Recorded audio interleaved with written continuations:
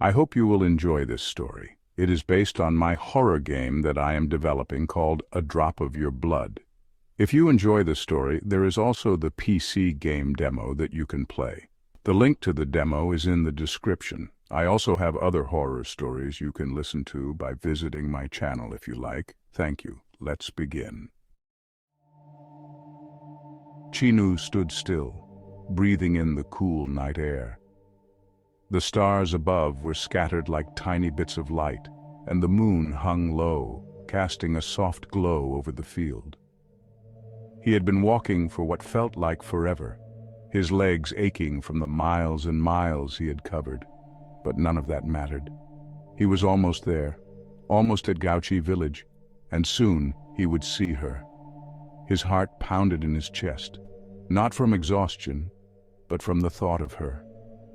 He loved her more than anything in the world. The way she smiled, the way she spoke, it was all he could think about during his long journey. Every step he took was for her. Every mile crossed brought him closer to the one person who made him feel alive. Chinu looked ahead, seeing the path leading into the woods. It was dark, with shadows dancing between the trees, but he wasn't afraid. The night felt peaceful, almost too peaceful. The field around him was silent, the only sound being the faint rustle of leaves as the wind swept by. Chinu took a deep breath and stepped onto the path, leaving the open field behind. The darkness of the woods quickly enveloped him, and he tried to focus on the sound of his footsteps crunching on the underbrush. Everything seemed quiet, and he felt the calm of the night settle around him. But then, from somewhere in the distance, he heard a faint, almost haunting melody. It was the sound of a keng instrument.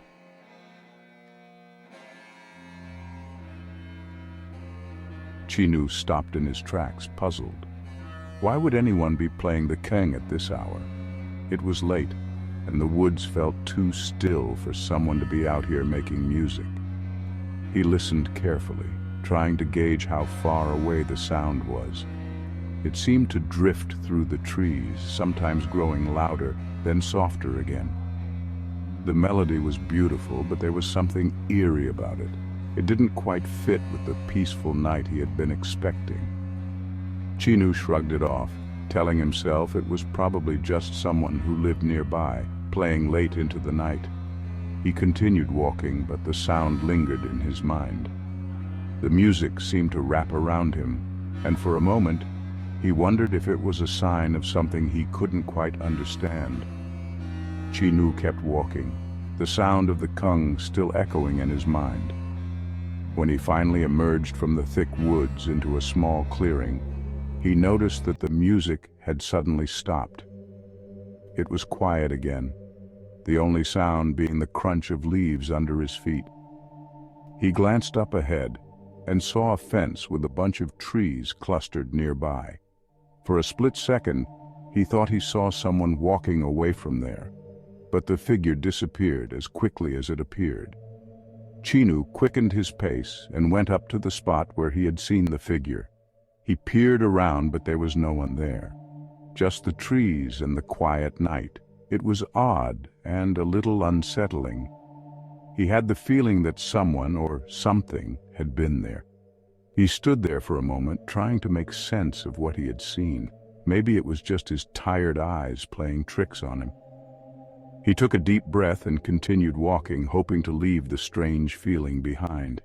He walked further along the path, which led him to a small grove of trees. It was quiet and still, and the trees created a natural barrier that seemed beautiful. Beyond the grove, he could see the entrance to Gouchi village. It was dark, as most of the villagers were already asleep. The only light came from the moon, casting a gentle glow that illuminated the village just enough for him to see. Chinu's heart lifted at the sight. Even though the village was quiet and the darkness made it look almost like a shadowy silhouette, it was beautiful. He felt a surge of excitement mixed with relief. The long walk was almost over. He was so close now, and he couldn't wait to see her. When Chinu finally reached the entrance to her village, he felt a wave of relief and joy. He was finally here, after all the miles and all the effort. As he stepped inside, he noticed a fire lit near the wall of a house just a few feet in. It was a warm, welcoming glow against the night. He couldn't help but smile. It felt like a sign, a little beacon guiding him the rest of the way. He thought about her and wondered if she was asleep yet. "It's a good thing she lit a fire for me," he said to himself, feeling grateful. It made him feel like she was somehow there with him, even if he hadn't seen her yet. Chinu took a deep breath and moved towards the fire. He reached the wall near the fire and gently knocked on it. He leaned in close and whispered, "Psst, hey, honey, are you awake?" He kept his voice low, hoping not to wake anyone else in the village. The night was so quiet that even his whisper seemed loud in the stillness. Chinu heard Gouchi's voice from behind the wall. "Chinu?" she called softly. "Yeah, it's me," he replied. Gouchi sighed. "I told you so many times not to blow the keng at night on your way here. Why didn't you listen?" Chinu blinked, confused. What are you talking about, Gouchi?" "That keng sound just a while ago. It was you, right?" she asked. "No," Chinu said quickly. "I heard it too on my way here, but it stopped when I got near the village. I was surprised someone would be playing it this late." There was a brief silence. Gouchi didn't say anything for a moment, and Chinu could feel the air between them change. It seemed like she was thinking about something. "What's wrong, Gouchi?" Chinu asked, concerned. After another pause, she finally replied, "No, it's nothing. Let's not talk about it anymore." She quickly changed the subject. "Anyway, how was everything, Chinu? You haven't visited me in 3 days." Chinu's voice was heavy with regret as he spoke. "I'm sorry for not coming sooner," he said, his eyes reflecting the dim light of the moon. "My sister got lost, and once we found her, we had to perform a ritual for her soul. It took a lot of time, so even though I wanted to come, I just couldn't." Gouchi's voice was soft and reassuring. "It's all right, Chinu. As long as you're safe, that's all that matters. I was just worried something happened to you." Chinu laughed. "Nah, haha, nothing's going to happen to me. I'm as strong as an ox." Gouchi's voice lightened. "Heh. Oh yeah, Chinu, you won't believe what happened today." Chinu leaned in, intrigued. "Yeah, what? What?" he asked, his voice eager. The hint of a smile tugged at the corners of his mouth. Chinu smiled warmly, his eyes softening with affection. "Haha, talking to you brightened my soul as usual," he said, his voice sincere. "Gosh, I can't wait to marry you." Gouchi's voice was warm and light, even though they couldn't see each other's eyes. "Hey, same," she said. Chinu glanced around and said, "Wow, we've been talking for over 2 hours now," he said, his voice tinged with a mix of regret and realization. "It's time I head out, Gouchi." "All right, Chinu. I'm glad you came tonight. Be careful on your way home, okay? And remember, if you see or hear anything strange, just avoid it." Her words, though separated by the wall, were filled with genuine care. Chinu nodded. "I'll remember that, Gouchi. Oh, and we might be very busy again, so I might not make it back tomorrow night. But I promise I'll come back very soon." Gouchi said, "All right, Chinu. I know you're busy this time of year. I'll see you then. Be safe." Chinu smiled. "You too, honey." Gouchi suddenly exclaimed, "Oh wait, I almost forgot. Before you go, could you go to the back of the house and bring my sash to the door?" Chinu agreed. "All right." Gouchi said, "Thanks, I hung it up on the branch right next to my house this morning, so it should be dry by now." Chinu stood up, feeling really happy after his chat with Gouchi. He walked around to the other side of her house where there was a small, fenced-off area. When he got there, he saw her sash hanging on a stick. He picked it up, but as he turned around, he saw something that made his heart skip a beat. Up ahead, someone was peeking at him from behind Gouchi's house. The person's face was covered with long, tangled hair. Before Chinu could react, the face quickly moved away, disappearing from view. It startled him, and he paused for a moment, trying to make sense of what he had just seen. He shook off the chill and went back to the door, placing the sash where Gouchi had asked. As he stood there, he couldn't help but wonder if the figure he saw was Gouchi, but it didn't look like her at all. Who could it be? Chinu turned and headed back, his mind racing with questions. Chinu headed back the way he came, following the path through the woods. As he walked, he tried to push the unsettling sight of the person out of his mind. When he reached a clearing, he stopped in his tracks. There, hanging on a tree, was a red sash. It was the same kind of sash he had just taken from behind Gouchi's house. Chinu frowned, confused. Why was there another red sash here, hanging on a tree? It seemed odd and out of place. The sight of it added to the strange feeling he had from earlier. He glanced around, feeling a shiver run down his spine. Chinu walked a bit further, but then he suddenly stopped. Up ahead, he could hear someone crying and the faint sound of a keng playing. He frowned and muttered to himself, "It's already so late. Who's still playing the keng at this hour?"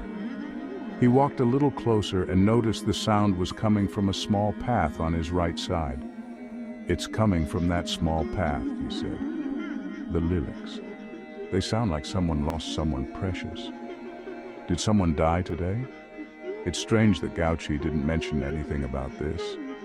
Chinu looked around, feeling uneasy. It's so late now. This really isn't the time or place to be mourning. I should probably escort them back to the village. He took a deep breath and decided to check out the small path. He wanted to make sure whoever was grieving wasn't alone and to bring them back where they could be safe and cared for. Chinu walked into the narrow path with bushes and trees on either side blocking out most of the sky. It felt like he was stepping into a tunnel of darkness. After a bit of walking, he reached the end of the path, and the keng music and crying suddenly stopped. Up ahead, near a tree, he saw what looked like someone standing in the distance, but he couldn't make out any details. The crying stopped, he said, puzzled. He took a deep breath and shouted, "Hello? Is anyone here? It's me, Chinu!" He waited for a response, but the only sound was the rustling of leaves. After a few tense seconds, he suddenly remembered Gouchi's warning. Crap. This might not be human, he thought, feeling a chill. This is giving me goosebumps. I need to go back. Chinu quickly turned around, feeling the weight of the eerie atmosphere pressing on him. He didn't want to stick around and find out what was really out there. As Chinu turned back, halfway down the narrow path, the wind suddenly picked up, howling unnaturally. He felt a chill run down his spine and knew he had to get out of there. He sprinted through the path leading into the woods, hoping it would guide him back to safety. But to his horror, as he ran, he saw someone hanging upside down from a tree up ahead. The figure suddenly shot up into the trees, making an awful, screeching noise. Chinu's heart raced, and fear pushed him to run faster. He didn't look back until he was out of the woods and back into the open area. He skidded to a stop, panting heavily. Then he heard a distant voice echoing.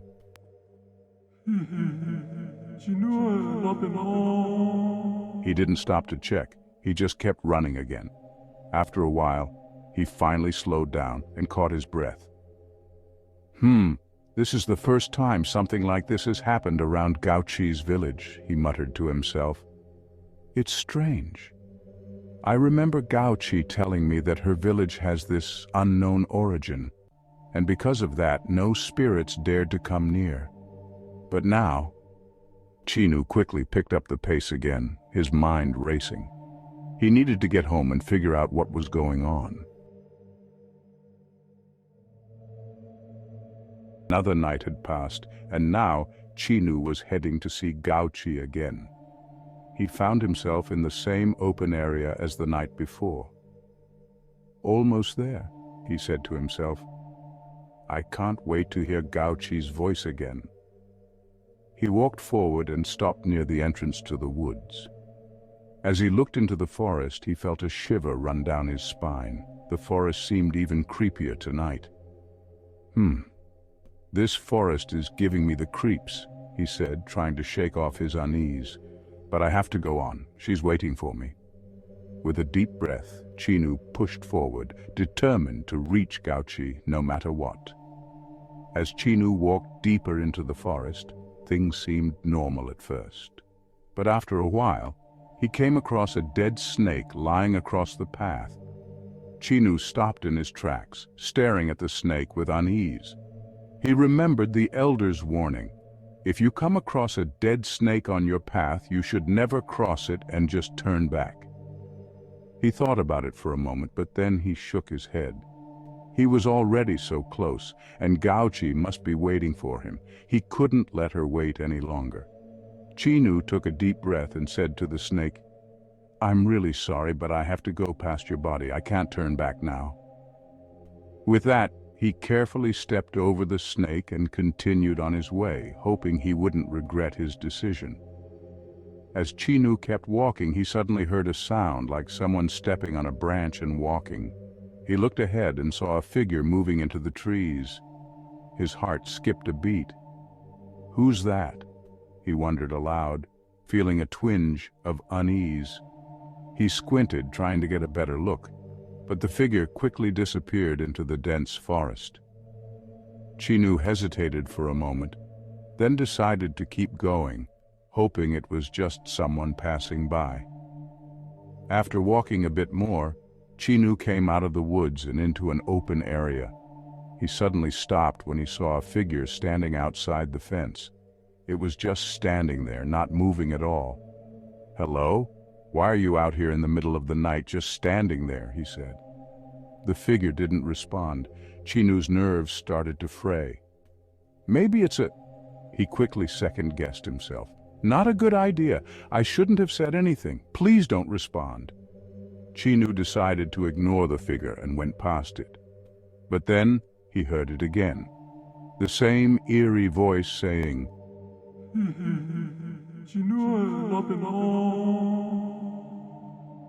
No, no, no, Chinu thought, his heart racing. He sprinted all the way to Gouchi's village, not daring to look back. As Chinu ran up to the entrance of Gouchi's village, he noticed a butterfly fluttering around the area, drifting near the entrance.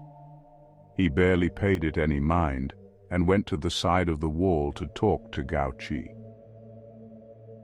He paused, catching his breath. With a cautious glance around, he leaned closer to the wall, his voice barely more than a whisper. Psst! Are you awake, honey? After a moment, Gouchi's voice came back, soft and filled with surprise. Chinu? Her voice carried a note of joy.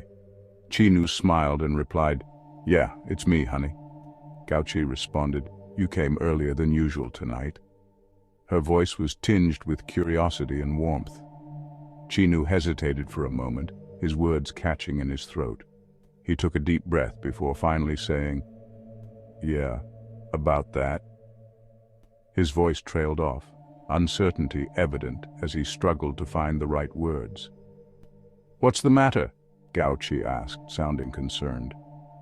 Chinu paused, trying to figure out how to explain all the strange things that happened the night before. Finally, he said, Have the shaman of your village returned yet?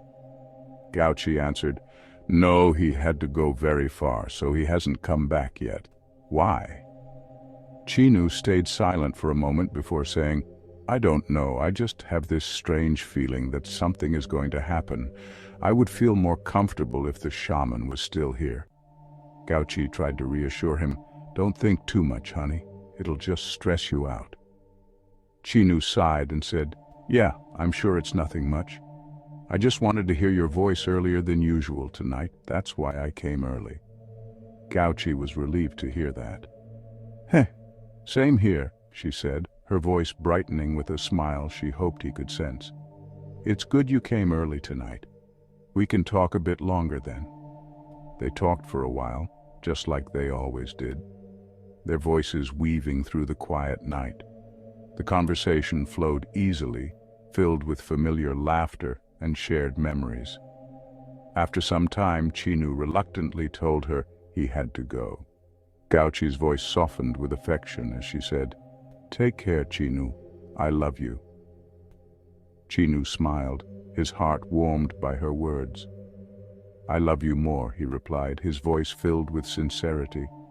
Then he quietly slipped away into the night. When Chinu reached the entrance, for some reason, his eyes drifted to the butterfly again. It was still floating around and he couldn't get rid of this weird feeling, but he couldn't figure out why.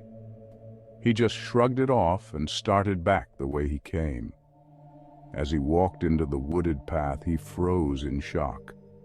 Lying right in the middle of the path was someone completely still. His first thought was, who would be sleeping in the middle of the road this late at night? The figure was motionless, shrouded in shadows, and the eerie stillness made Chinu's heart race.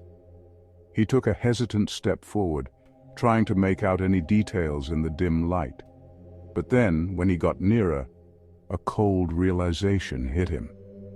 The figure looked a lot like the woman he saw a couple of nights ago. His heart started racing as he felt that this wasn't human. With his breath shaky, he cautiously moved closer to the figure, not sure if he really wanted to know what it was. When Chinu got closer, he nervously said, Sister, can you move aside? I need to go through. His voice wavered and he took a cautious step back, hoping the figure would get up and let him pass. She stayed silent for what felt like forever. The silence made his heart race even more. Then, in a raspy voice, she finally said, If you want to go, then just go over me. Chinu felt a shiver run down his spine. But you're blocking my path, he replied, trying to keep his voice steady. His mind raced, trying to process the strange situation he found himself in. The figure repeated in that same eerie voice, Just go over me. That's when it hit him. This wasn't a person, it was a ghost. His worst fear had come true. The realization made his legs feel weak, and a cold sweat broke out on his forehead. Chinu thought back to what the elders always said. They warned that if you come across a ghost lying down and blocking your path, you should never walk over them. It was bad luck, they said. He tried asking her again, his voice trembling, Sister, can you please move aside? He hoped that a polite request might change the situation, but the ghostly figure remained unmoving. But her response confused him even more. You already walked over me a while ago. If you want to go, just walk over me again. Chinu felt chills run through his body. I don't remember walking over you, he said, starting to panic. Just move, please. But she didn't budge. I was here first, she replied emotionlessly. If you want to go, just cross over me and go. Chinu hesitated. I don't want to accidentally step on you, he said, trying to stay calm. But the ghost only repeated, Just go over me. Chinu decided he wasn't going to walk over her. He remembered what the elders always said. If you see a ghost lying on the ground, you should back away slowly, but never turn your back to the ghost. The moment you do, it would stand up and take you with it. He started thinking of how to solve this situation, his mind racing. Suddenly, he remembered something. There were some planks lying around back where he had just walked from. A plan started forming in his head. If I can get those planks, he thought, I can come back, lay them down, and make a little bridge to walk over her without touching her. He just needed to find 3 planks. Chinu decided to carefully back away, keeping his eyes on the ghost the whole time, hoping his plan would work. Chinu slowly backed out of the path, still facing the ghost. Once he got far enough, he found 2 of the planks. He searched for the 3rd one, but couldn't see it anywhere. Then he suddenly remembered. It was lying in the narrow path where he had heard someone crying last time. Carefully, Chinu made his way toward that path, still walking backward, keeping his eyes on the ghost. As he got close to the narrow path, he moved slowly, trying not to trip. Then out of nowhere, a woman came out of the bushes and crossed the path right in front of him. She didn't say anything, just walked straight across. He could hear her muttering something, but couldn't quite catch it. His heart jumped when he realized there was another ghost nearby. Despite the surge of fear, he forced himself to stay calm. The second ghost didn't seem to notice him and continued on its way, allowing Chino to breathe a sigh of relief. One ghost was already overwhelming. He wasn't sure if he could handle 2 at the same time. Chino carefully backed away until he found the last plank.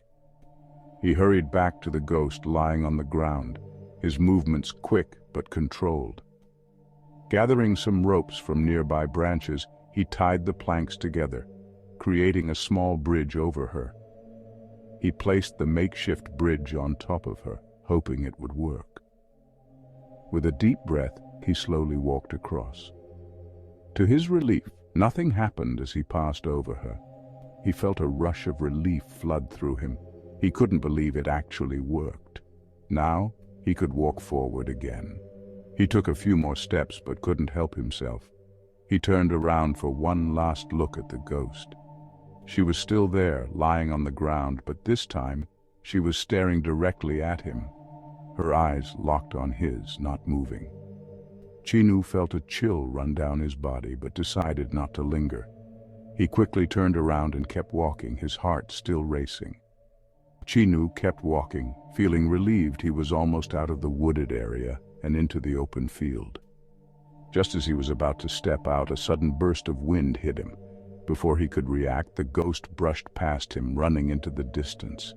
He froze in place, too startled to move. He could hear her voice fading as she ran, saying, "Bye, human, we were not meant to be."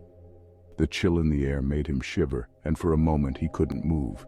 He just stood there, catching his breath and trying to calm down. After a few seconds, he shook it off and finally stepped into the open area, eager to get far away from the woods. As Chinu walked across the open area, the cool night air brushing against his face, he suddenly heard something that made him freeze in his tracks. A voice. But this voice, it wasn't right. It was off, hollow, distant, like it was coming from nowhere and everywhere at once. He couldn't even tell if it was a man or a woman. It was just wrong. It sent chills down his body. "Sa," it said. Chinu blinked, trying to get rid of the creeping feeling of unease. Maybe it was the wind playing tricks on him, but as he stood still listening, the voice came again, clearer this time. "Sa." He turned slowly, scanning the empty field around him. The moon hung low in the sky, casting long, eerie shadows across the ground, but there was no one there. Just the empty stretch of land, bathed in moonlight. No trees, no animals, just the wind and the quiet. "Who's there?" he called out, trying to keep his voice steady, but there was a tremble he couldn't hide. Silence. For a long moment, the only sound was his own breathing. He let out a shaky sigh, convincing himself it was nothing. Probably just some weird echo or his mind playing tricks on him. He'd been alone in this empty stretch for too long, walking in the dark, with only his thoughts to keep him company. That could do strange things to a person. But just as he took another step forward, the voice came again. This time it was louder. "Sa!" Chinu's heart raced. His mind scrambled for answers. Was someone out there calling for help, or was it something else, something darker? He glanced around again, more frantically this time. Nothing. Then, up ahead, just beyond the open stretch of land, Chinu saw something that made his stomach twist into knots. A figure, barely visible at first, just a shadow against the moonlit horizon, was walking toward him. Slowly, so slowly, it was almost unnatural. Chinu's breath hitched. His first instinct was to call out, but something in the back of his mind screamed at him not to. There was something wrong about the way the figure moved. Each step it took seemed deliberate, like it was in no rush. Yet it was coming straight for him. His heart pounded in his chest, and before he knew it, panic set in. He turned, frantically searching for somewhere to hide. Just a few paces away, there was a large, jagged rock, big enough for him to crouch behind and stay out of sight. Without thinking twice, he sprinted toward it, his footsteps thudding against the ground. His legs burned as he pushed himself harder, not daring to look back at the figure. He could feel his pulse in his throat, his breath coming in short, sharp gasps. He dove behind the rock, pressing his back against the cold surface, his heart hammering wildly. For a second he just sat there, his mind racing. What was that thing? Who was that? The voice, the figure. It all felt so wrong, like something out of a nightmare. Carefully he peeked around the edge of the rock, just enough to see what was happening. The figure was still there, walking in that same slow, deliberate way. It was closer now. Too close.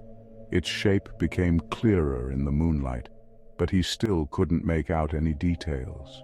Just a dark silhouette, moving toward where he had been standing moments before. Chinu clutched the side of the rock, trying to steady his breathing, willing himself to stay hidden. Whatever was out there, he had a feeling he didn't want it to see him. Chinu's heart skipped a beat as the figure stopped right near the rock where he was hiding. He could barely see it in the dim light, but he could feel the cold, creeping sense that whatever it wasn't human. The figure stood still for a moment, and then something strange happened. It tilted its head slightly, as if sniffing the air. Chinu's breath caught in his throat. What was it doing? After a few seconds, the figure spoke, its voice eerie and hollow. "I smell a human here," it said. "Is it you, Sa?" The word sent a shiver down Chinu's body. Sa? He didn't know anyone by that name. He held his breath, trying to stay as still and silent as possible. The figure's presence was suffocating, like a heavy fog pressing down on him. It seemed to be searching for something or someone. The way it spoke, like it was looking for a specific person, made Chinu's fear even worse. He could hear the figure moving slightly, as if it was trying to get closer to where he was hiding. He dared not make a sound. Every fiber of his being told him to stay hidden, to not let this thing know he was here. The longer he stayed crouched behind the rock, the more he felt the weight of the figure's gaze, even though he couldn't see its eyes. As the minutes ticked by, Chinu felt his muscles starting to ache from staying in the same position. His mind raced, trying to think of a way out of this nightmare. What was this thing? Why was it looking for Sa? And most importantly, how could he avoid being found? Chinu's heart raced as he watched in horror. The ghost started moving towards the rock. Each step it took seemed to echo in the quiet night. Chinu's breaths came faster, his chest tightening with fear. When the ghost reached the rock, it didn't stop. It began to walk slowly around it. Chinu had no choice but to shift his position, moving carefully to stay hidden.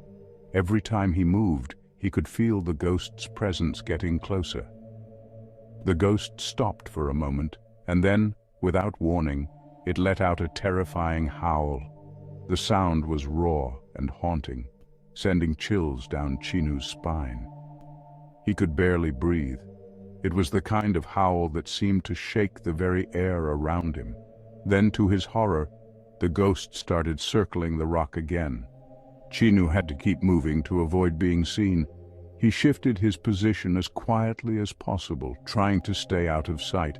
Each time the ghost came around, he could feel the icy dread wrapping tighter around him. He had to be quick and careful or else he'd be caught. The ghost's presence was overwhelming. Chinu's hands were clammy, his mind racing with panic. He knew he had to stay hidden, but it was getting harder and harder to keep up with the ghost's movements. As Chinu was trying to stay hidden, he suddenly slipped on the rocky ground. He heard the ghost stop and let out a chilling, eerie laugh. It sounded like the ghost thought something was funny. Chinu's heart pounded as he scrambled to get back into position, but he could hear the ghost starting to circle the rock again. After a while, the ghost stopped. The silence that followed was heavy and tense. Then, in its haunting voice, it spoke again. "Yes, I can smell someone here," it said, "but I can't see you." The ghost paused for a moment as if thinking. "That means you must not be Sa," it said. "The sky would never hide Sa from me." The ghost's voice was filled with anger. "Why were you so mean, Sa?" it asked. "You sacrificed me for a bunch of money. Wait until I get my hands on you." With that, the ghost turned and began to walk away. Chinu let out a breath he didn't realize he was holding. The ghost's words were terrifying, but at least it was leaving. He stayed hidden behind the rock, listening until the sound of the ghost's footsteps faded into the distance. Even as the ghost walked away, Chinu could still hear her voice, repeating "Sa" over and over again. It was faint, but it seemed to linger in the air until she disappeared completely into the trees. After waiting for a few minutes to make sure the ghost was really gone, Chinu slowly stepped out from behind the rock. His mind was racing. It was strange. Why were there so many otherworldly entities in this area? Was something happening? The encounter left him with a heavy, uneasy feeling. He looked around, trying to make sense of it all. The night was still, but it felt charged with something he couldn't quite name. Chinu kept feeling that something was very wrong. He had to get out of there and figure out what was going on. Another night later, Chinu was back, walking toward Gouchi despite the eerie encounter he had the previous night. He found himself standing in the same open field, staring out into the vast emptiness. His mind kept drifting back to something his parents had told him. They had consulted with a shaman who said that this area had become a hot zone for spirits. The shaman explained that for a place to be classified as a hot zone, there had to be a very strong spirit dwelling within it. Chinu stood there deep in thought. He wondered what or who this strong spirit might be. The idea that something so powerful was lurking around made him uneasy. He just hoped that whatever was happening wouldn't pose any danger to Gouchi. The thought of the village being affected by these spirits was too much to bear. He took a deep breath, trying to push his worries aside, and continued his walk, hoping for the best. As Chinu reached Gouchi's village, he walked up to her house, hoping to see her and talk about everything that had happened. Suddenly, he noticed something rolling near him. He went over to check and found a basket lying on the ground. Confused, Chinu looked up and saw a figure in the distance, walking slowly away. The figure was barely more than a silhouette against the dark, but the shape seemed familiar. At first he thought it might be Gouchi, but he wasn't sure. To find out, he hurried to Gouchi's house and called out to her from outside her bedroom wall. There was no answer. He called again, louder this time, but still no response. Now he was more convinced that the figure he saw might have been Gouchi. He decided to go back to the spot where he had seen her walking away. With a growing sense of unease, he walked quickly towards the place. His heart pounded in his chest, hoping to find Gouchi and make sure she was okay and why she was out this late at night. Chinu approached and saw the figure walking in the distance. It looked like Gouchi, but something didn't feel right.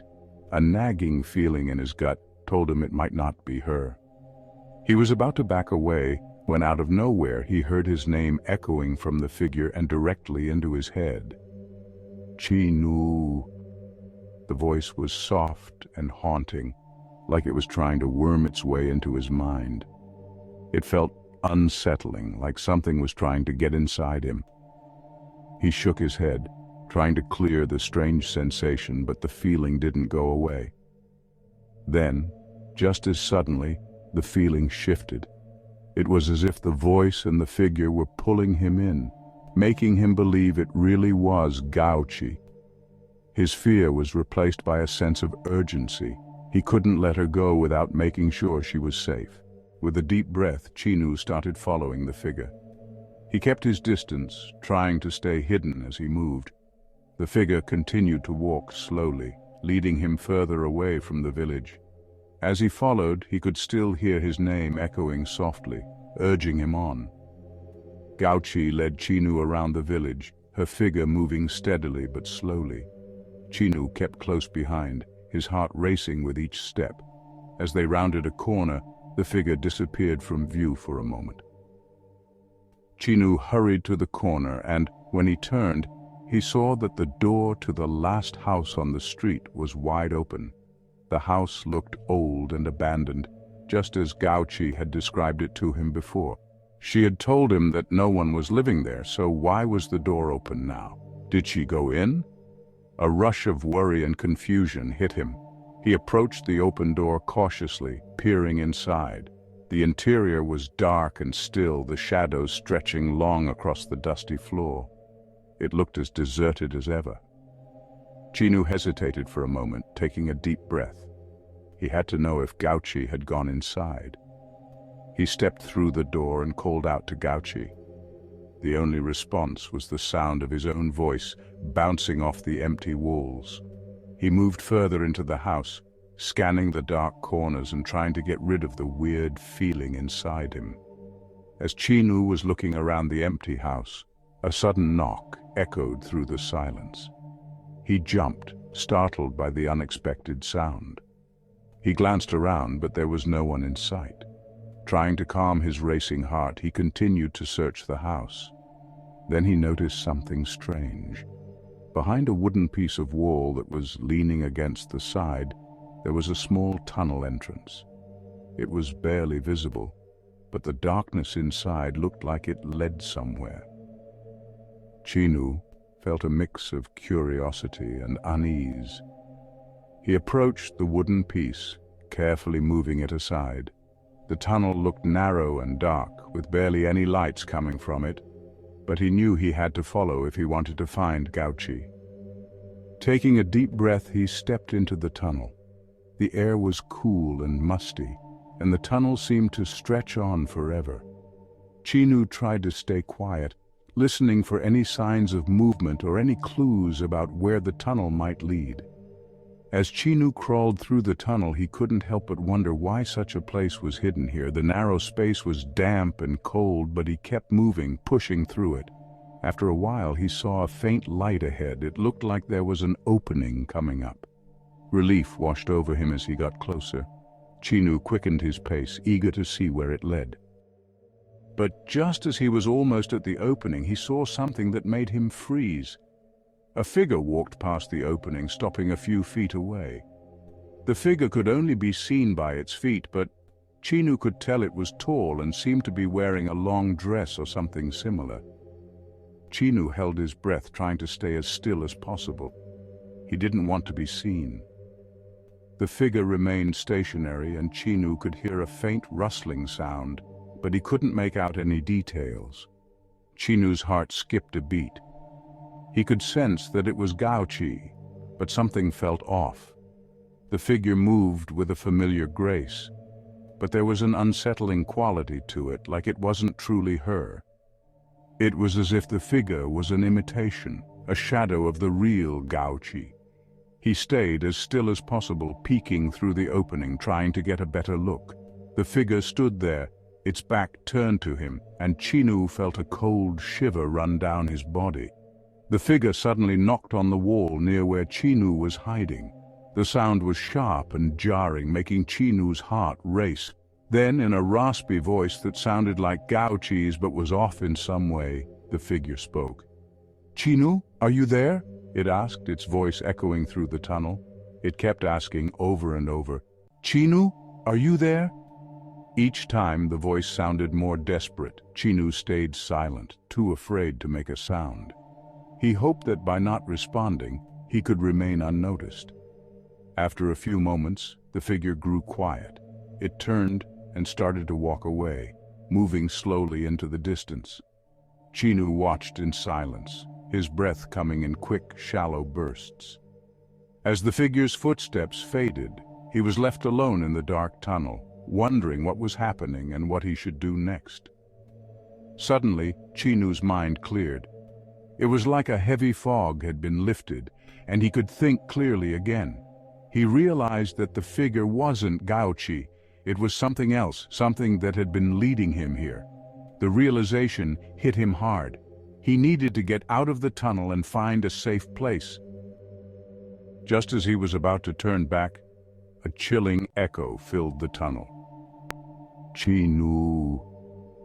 The voice reverberated around him and inside his head, just like before.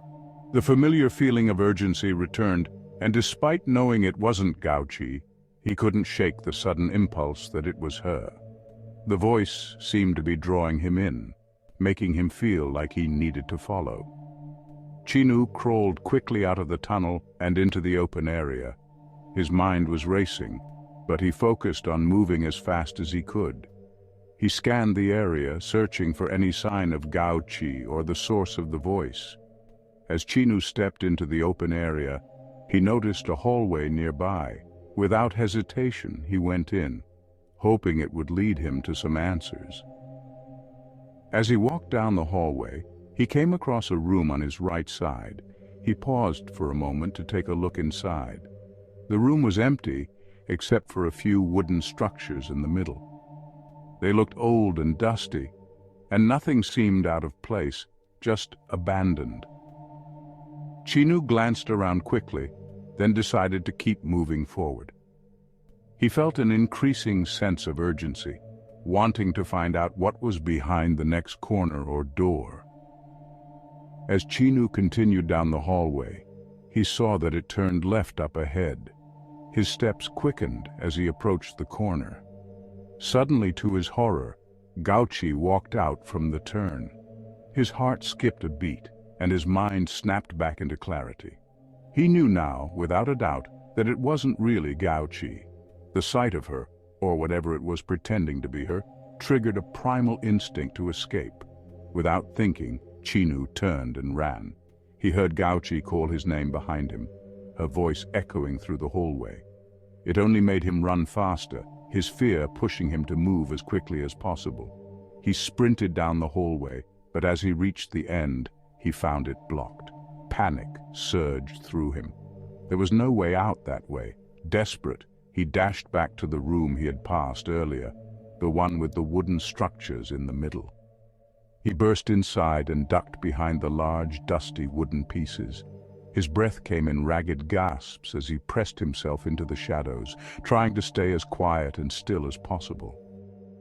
To Chinu's horror, he saw Gouchi enter the room, moving slowly but steadily.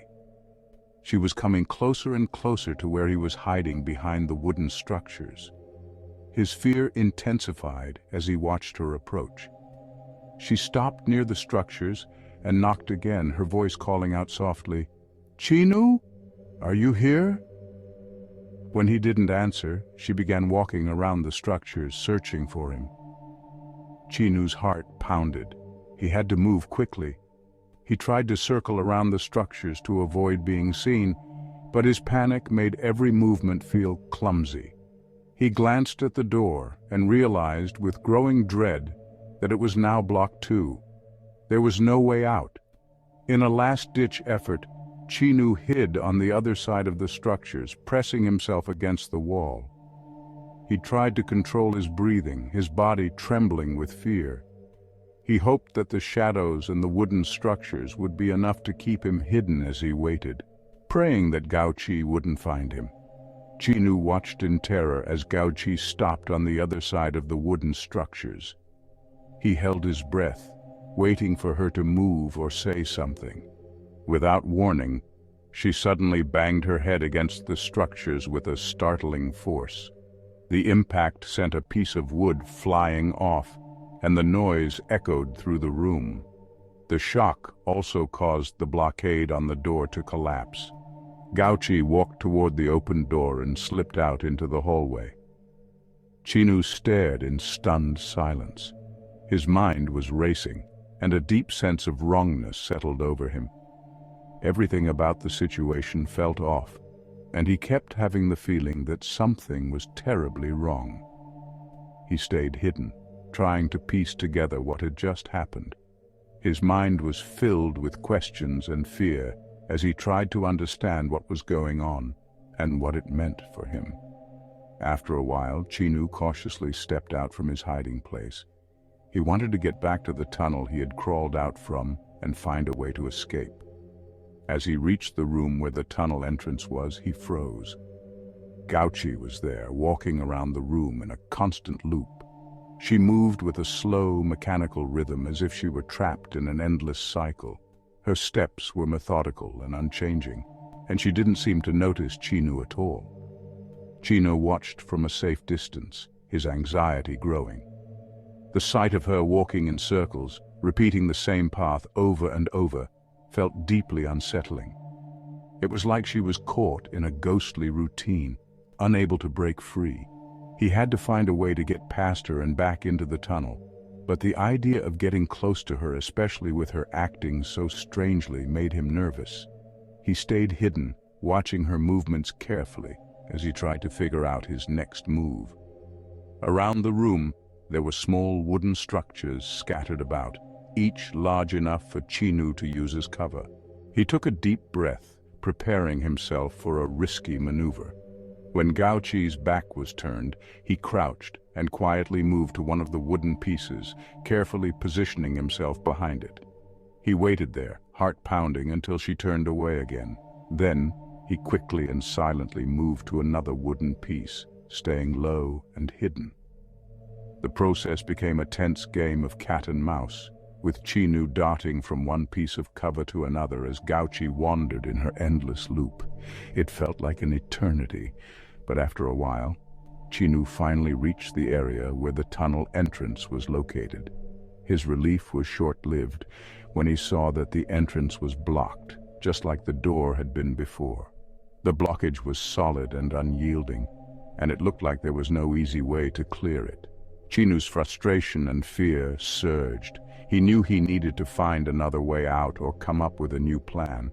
He glanced back at Gouchi, still trapped in her loop, and tried to think of his next move.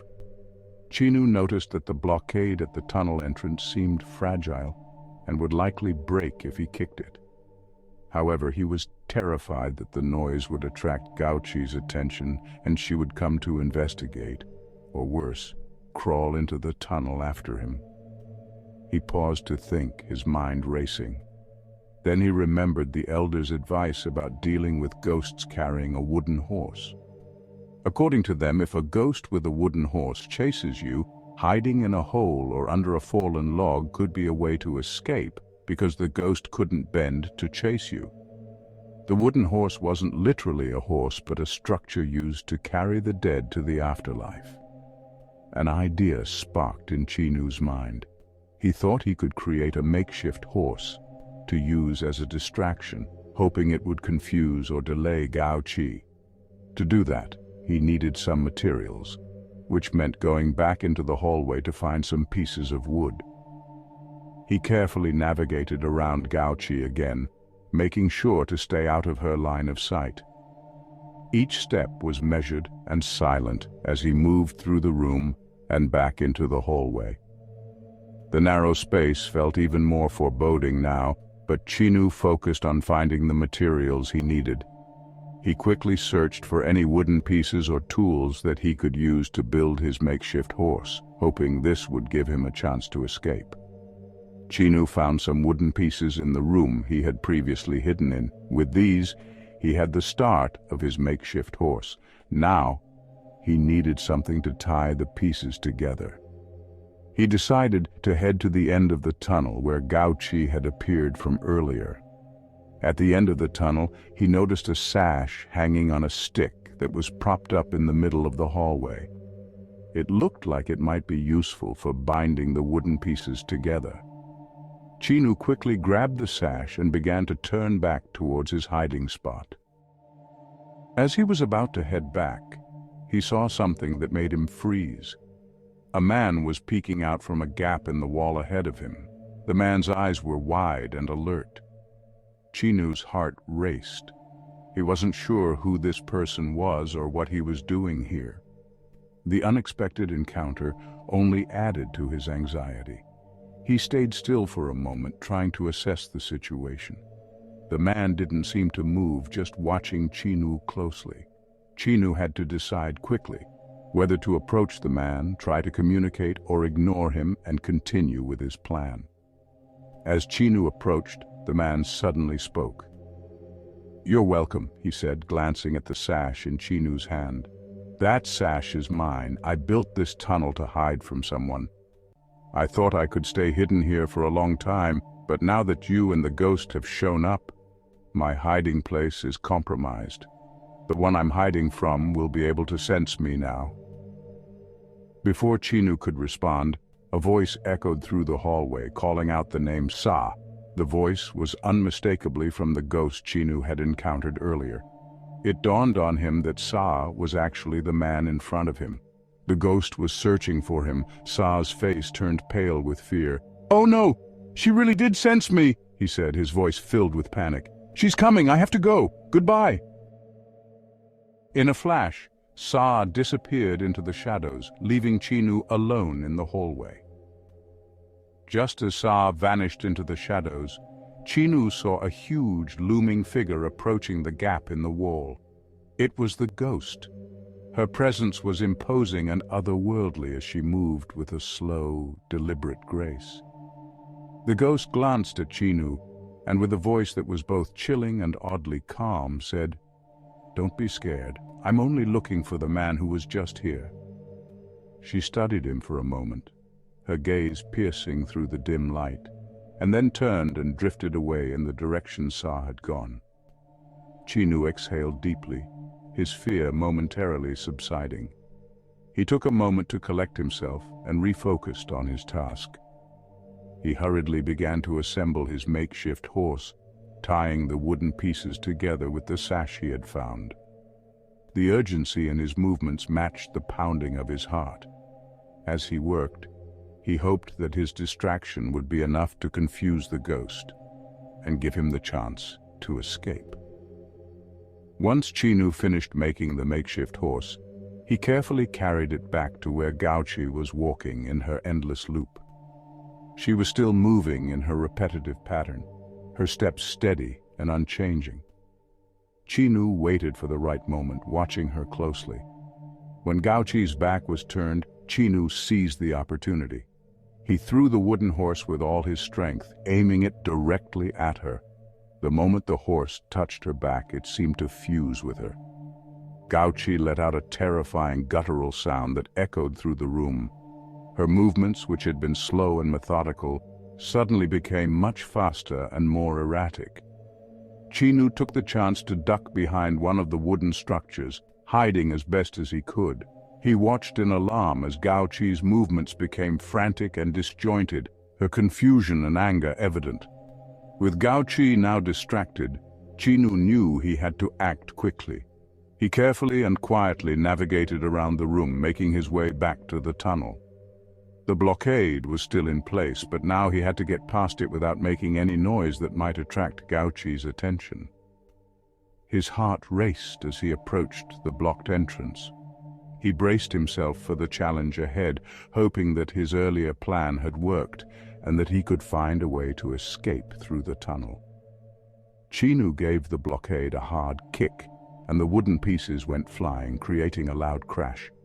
The noise immediately caught the ghost's attention. She let out a chilling cry and came rushing toward the sound. Her presence felt even before she appeared.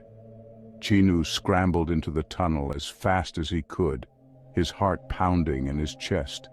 He glanced back to see the ghost stopping in front of the tunnel entrance.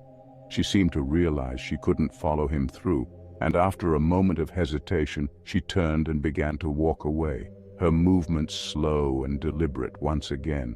Chinu took a deep breath, letting out a sigh of relief. His plan had worked. The ghost was temporarily diverted, and he had managed to escape her reach for now. He continued to make his way through the tunnel. As Chinu crawled through the tunnel, he came across a gap in the walls. Peering through, he could see Gouchi standing outside, her figure visible in the dim light. The sight made his heart race again. He paused, holding his breath as Gouchi stood still for a moment. Then, without warning, she turned and walked away, her steps echoing softly as she moved out of sight. Chinu took the opportunity to slowly and cautiously continue his crawl through the tunnel. Each movement was deliberate, as he kept an eye out for any other dangers or obstacles. The feeling of urgency never left him, and he remained focused. As Chinu approached a corner in the tunnel, his heart skipped a beat when he saw Gouchi suddenly appear, crawling in his direction. The sight was so horrifying that he froze in place, paralyzed by fear. Gouchi crawled closer. Her movement was unnatural, her body contorted in a disturbing way as she crawled closer. When she finally reached Chinu and touched him, a cold shiver ran through him. With a chillingly calm voice said, "Got your soul now, too." Just as quickly as she approached, she recoiled and vanished from sight.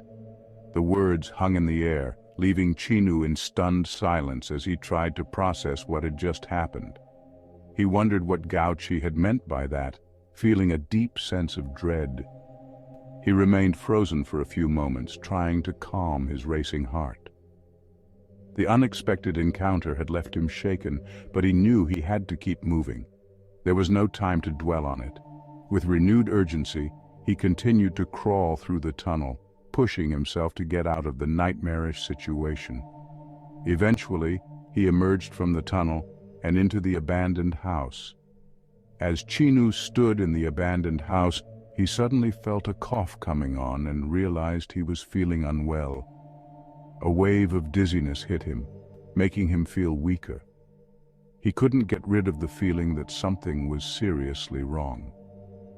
Pondering over everything he had seen and experienced, Chinu wondered why he had been drawn into such a nightmarish situation.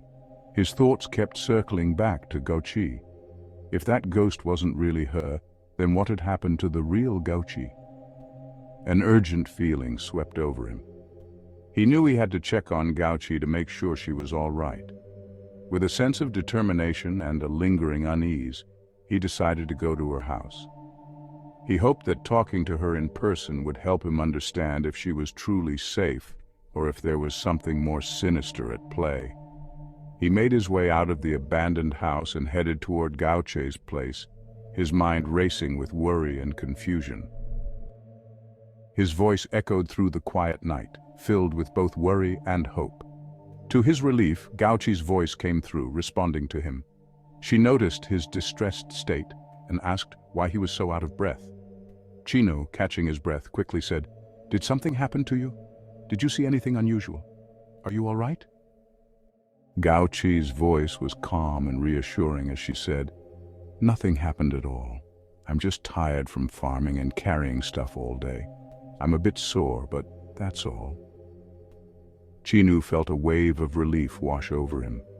The concern and fear that had been building up inside him began to ease, though he couldn't get rid of the strange feeling he still had from his recent encounter. Gouchi noticed the urgency in Chinu's voice and asked, "What's wrong, honey?" Chinu paused for a moment and tried to find the right words. Finally, he whispered, "I'm just glad nothing happened. I don't want anything to happen to you. You need to take care of yourself so we can get married soon."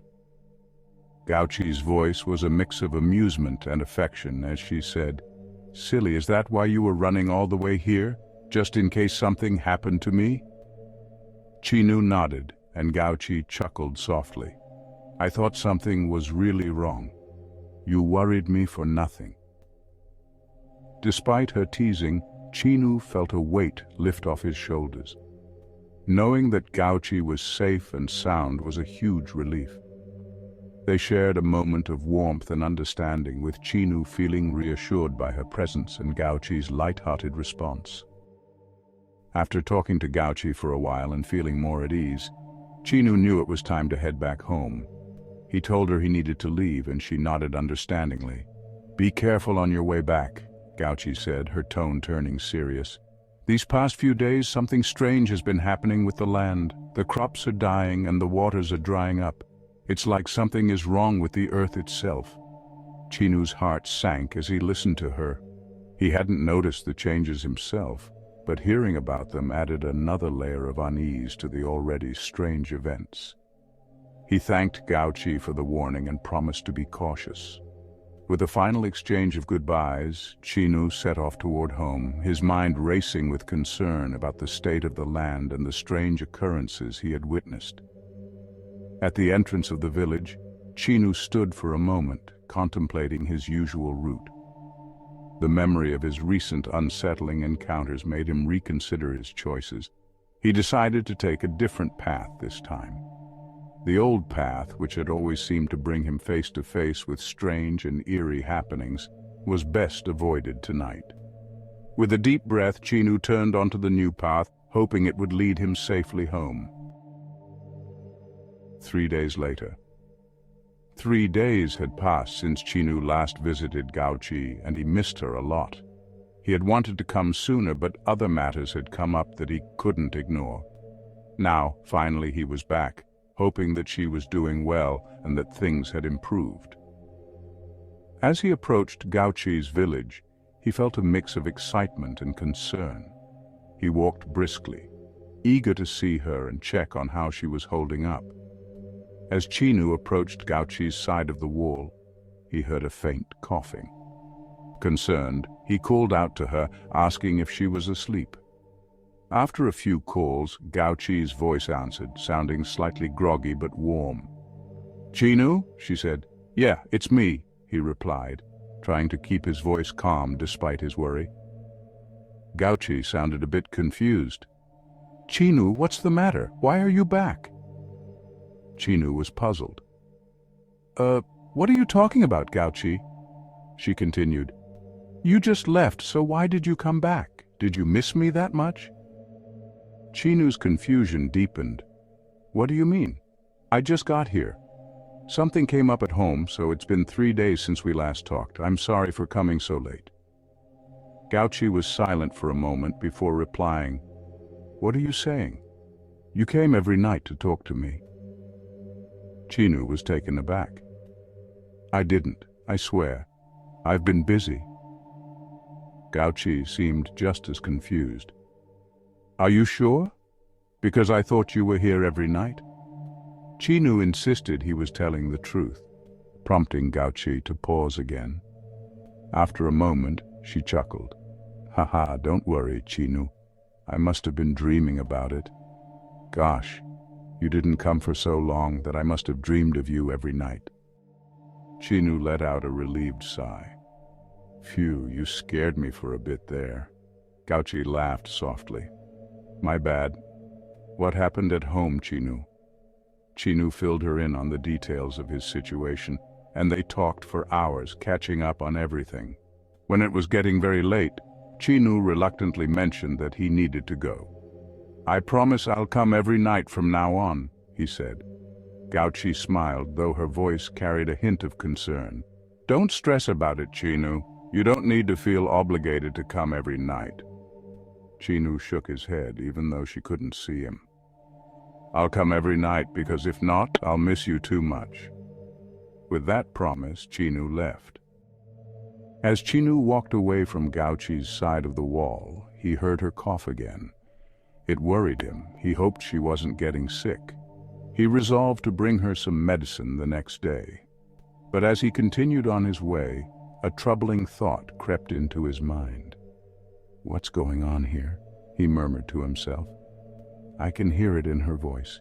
She's lying when she said she was just dreaming of me coming every night these past 3 days.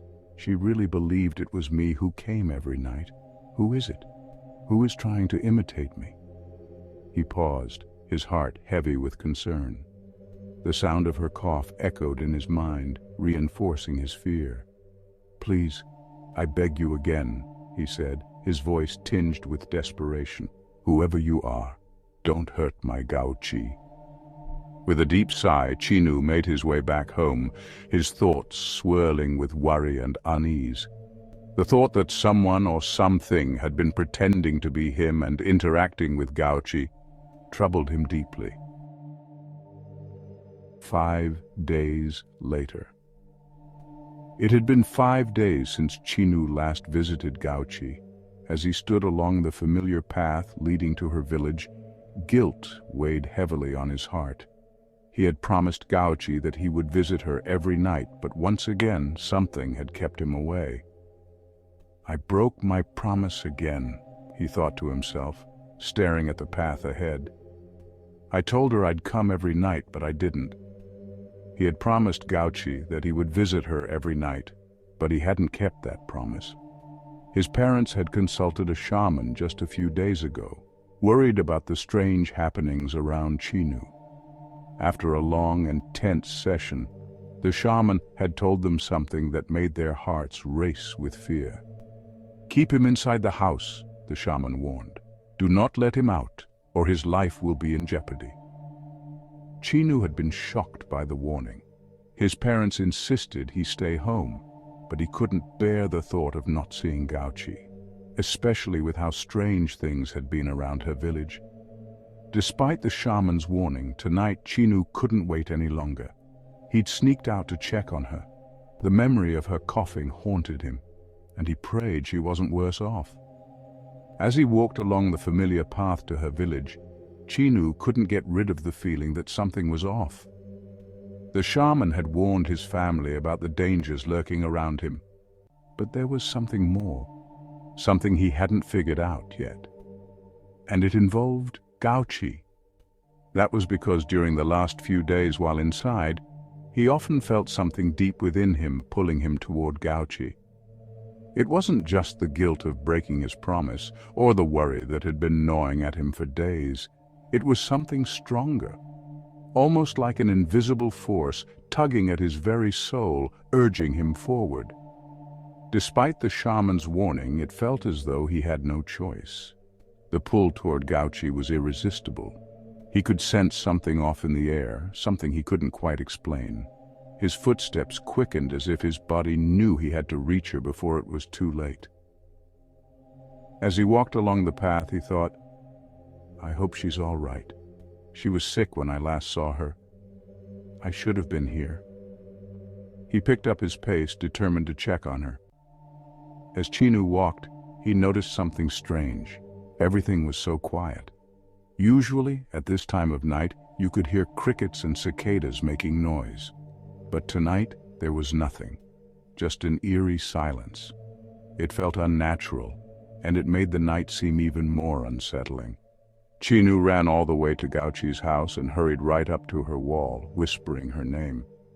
When she didn't answer, he kept repeating her name for a bit. After a while, he told himself that if she was asleep, he would go back since she must be tired from working at the farm. Chinu took a deep breath, ready to leave when he heard it. A soft, hacking cough from inside the house. The sound was faint but unmistakable, cutting through the eerie silence of the night. He paused, his heart thudding in his chest. The cough was uneven and raspy, like someone struggling to catch their breath. Chinu's concern grew as he realized something was wrong. He pressed his ear against the wall, hoping to catch any other sounds. Chinu's heart skipped a beat when he heard Gouchi's voice from inside. It was weak and hoarse, but unmistakable. "Chinu?" she whispered, her voice trembling as if she was on the edge of exhaustion. He pressed his ear against the wall, straining to hear more. "Gouchi," he said softly, his voice filled with urgency. "It's me, Chinu. Are you okay?" Chinu's heart sank at the sound of Gouchi's voice, which was laced with a mix of sadness and desperation. Chinu, oh Chinu, she said, her voice breaking. You shouldn't have come. It's been 5 days. Why are you here? Hurry, go back home. Chinu's hands shook as he pressed against the wall. I'm sorry, he said, his voice trembling. I'm sorry for breaking my promise. Please don't be too mad at me.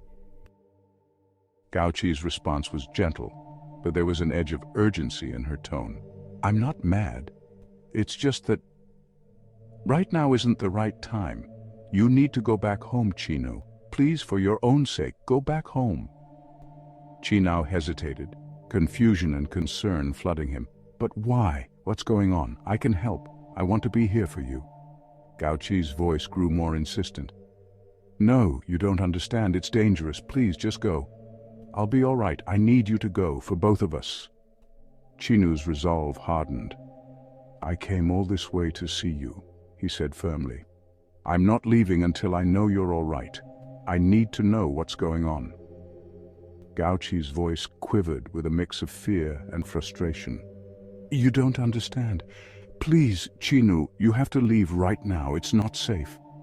Chinu's concern deepened. He could hear the tremor in her voice and the urgency behind her words. Why? What's happening? You sound scared. Before Gouchi could respond, her voice faltered, and then she began to say, Chinu, please leave. Hurry, leave, and... Her voice cut off abruptly. The silence that followed was deafening. Chinu's heart raced as he pressed his ear against the wall, straining to hear anything, but there was nothing but an eerie stillness. Gouchi, he called out softly, but there was no reply. The wall remained silent, and Chinu's heart pounded in his chest. The only sound was the occasional raspy cough from inside. He knocked lightly on the wall, hoping it might provoke a response. Gouchi, he called out, desperation creeping into his voice. Tell me what's wrong. Still, there was no response. The silence was oppressive, and Chinu felt a growing sense of dread. Something was terribly wrong, and the quiet only made the fear more intense. Chinu's heart skipped a beat as Gouchi's voice floated through the wall again. This time it was soft and sweet, almost soothing. Heh, silly me. I'm just rambling nonsense since I miss you so much, Chinu. Chinu felt a wave of relief wash over him, but it was quickly followed by frustration. He leaned closer to the wall and said, What? Oh, Gouchi, don't do that. It's not funny. You gave me a fright here. I really thought something happened to you. There was a pause, and then Gouchi's voice came back, warmer and reassuring. I'm sorry, Chinu, I didn't mean to scare you. I've just been feeling a bit overwhelmed. I'm okay, really. Chinu's shoulders relaxed a little, but he couldn't get rid of the worry from his mind. Are you sure? You sounded really sick earlier. Maybe you should see someone. Gouchi's voice called out softly again. Chinu, since you're already here, would you like to come inside for a bit? Chinu hesitated. I don't know, Gouchi. It's really late, and if your parents see us... Gouchi's voice was gentle and reassuring. Don't worry about that. My parents are at the farm tonight. I'm alone here. Chinu thought for a moment.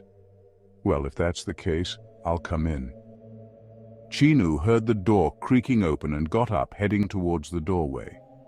The inside of the house was dark, and as he stepped inside, a sudden gush of wind slammed the door shut behind him, plunging the room into even deeper darkness. Startled by the abrupt movement, Chinu hesitated for a moment, his eyes struggling to adjust to the pitch-black interior. His heart raced as he tried to make out any shapes or figures in the shadows. The house felt eerily quiet. Gouchi, he called out, his voice trembling slightly in the darkness. Where are you?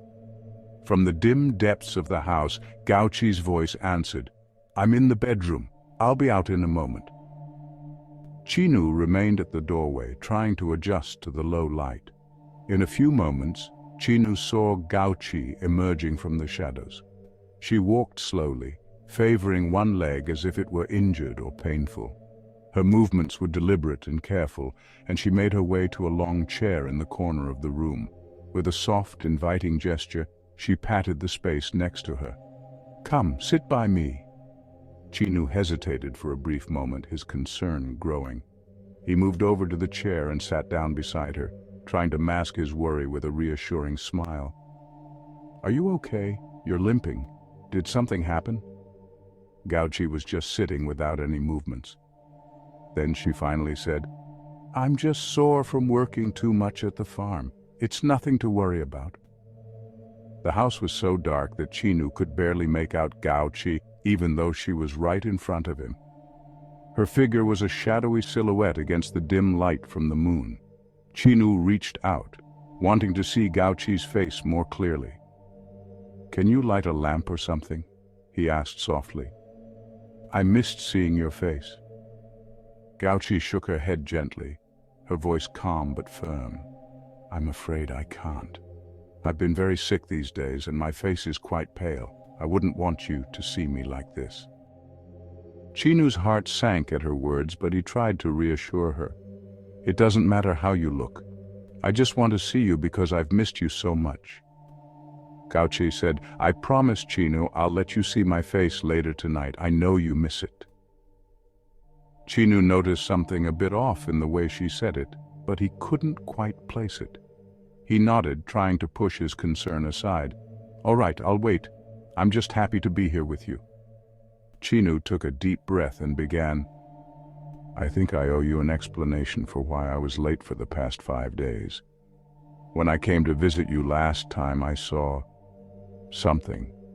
It was strange and unsettling. I'm actually glad you didn't see it, because I wouldn't want anything to happen to you because of it." Gouchi listened quietly, though the darkness made it hard to read her expression. Chinu continued, "After I got home, I told my parents about it. They were so alarmed that they had a shaman perform a ritual for me. They were worried that whatever I saw might have put me in danger. The shaman said I have to be housebound for a while." He paused, searching for her reaction. "I just wanted to be sure you were safe too. I know it sounds crazy, but I felt like I needed to explain why I couldn't come sooner. I didn't want you to worry about me, but now I'm worried about you." As Chinu finished explaining, the room was suddenly filled with Gouchi's laughter. But this laughter was unsettling, filled with a weird, eerie quality that made the hair on Chinu's neck stand up. It was as if the sound of her laughter was distorting, becoming something other than what it should be. Chinu's heart raced as he tried to make sense of the unsettling noise. He could barely see Gouchi's face in the dim light, but the sound alone was enough to send a chill down his body. The laughter seemed to echo off the walls, creating a strange, disorienting atmosphere. "Gouchi!" Chinu called out, trying to keep his voice steady despite the fear creeping into his chest. "Are you all right?" But her laughter continued, as if she hadn't heard him. It was an odd, almost disembodied sound that filled the room, leaving Chinu feeling increasingly anxious and unsure of what was happening. Gouchi's laughter abruptly stopped, and she said with a strange, almost mocking tone, "Heh heh heh, no wonder I couldn't find you. You were in the shadow of a shaman." Chinu, feeling uneasy, asked, "What do you mean by that?" Gouchi's voice softened, taking on a more reassuring tone. "Oh, it's nothing. I just missed you so much. No wonder you didn't come. You were tied down by the shaman's presence. Now I understand." Chinu was taken aback by her words. They seemed to carry an undertone he couldn't quite grasp. Gouchi paused for a moment, then said, "It seems the shaman must have sensed my aura. Interesting." Chinu's heart skipped a beat at her words. There was something unsettling about the way she said it, like she knew more than she was letting on. He tried to focus on her face in the dim light, but her features remained obscured. Chinu slowly said, "You don't make any sense. And is it just me? Or do you sound a bit different today?"